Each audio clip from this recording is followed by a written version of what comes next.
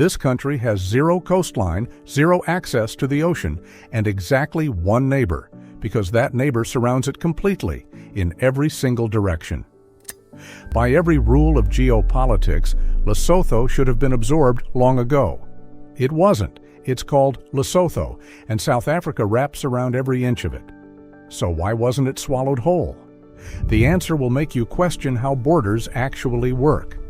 Lesotho sits entirely above 1,000 meters. Its lowest point is 1,400 meters, and over 80% of it lies above 1,800 meters.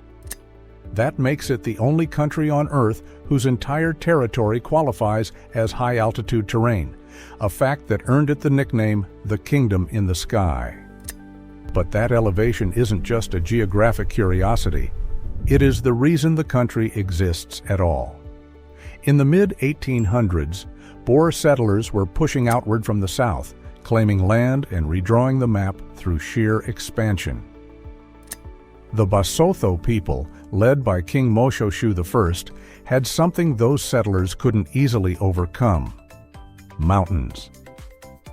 Specifically, Thaba Bosiu, which translates roughly to mountain at night, a flat-topped plateau rising sharply from the surrounding plains. Moshoeshoe used it to repel attack after attack.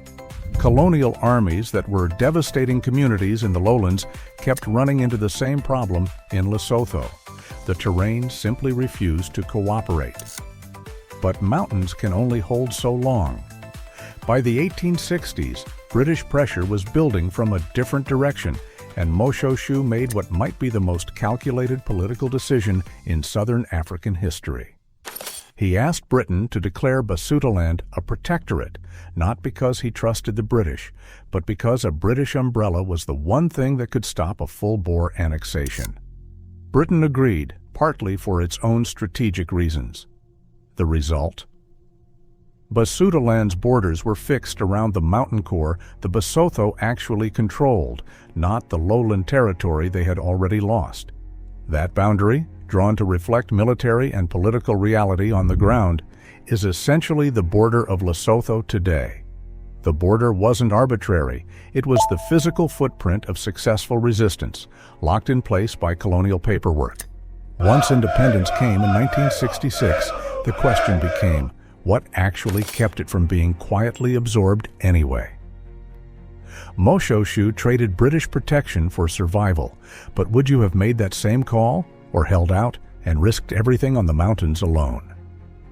Drop your answer in the comments below. Because the border being drawn is only half the story, keeping it is where things get genuinely strange. When Basutoland became Lesotho and raised its own flag, the geographic trap didn't disappear. It became more visible. Every road out of Lesotho still leads into South Africa. Every imported good still arrives through South Africa. Lesotho even uses the South African rand alongside its own currency. It joined the Southern African Customs Union, which means its trade policy is effectively set by Pretoria. By pure economic logic, a country that depended on its one neighbor should eventually stop being a country at all. It should just get absorbed quietly, the way a river gets swallowed by a larger one. So why didn't that happen? Two reasons. First, the international rules around borders hardened dramatically after decolonization. The principle that colonial boundaries must be respected, however arbitrary they were, became the bedrock of African geopolitics. Redrawing Lesotho's border would have set a precedent that nobody wanted to open.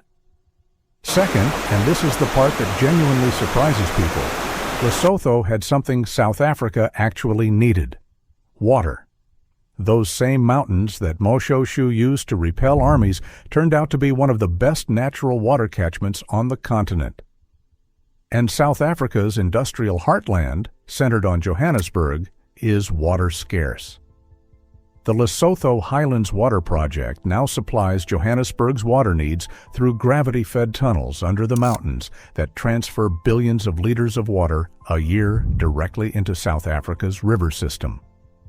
In exchange, water royalties currently pay out almost $240 million each year to Lesotho, roughly 15% of the Lesotho government's total budget. Think about what that means structurally. Lesotho converted its one undeniable geographic asset, elevation and rainfall, into a revenue stream and a diplomatic lever.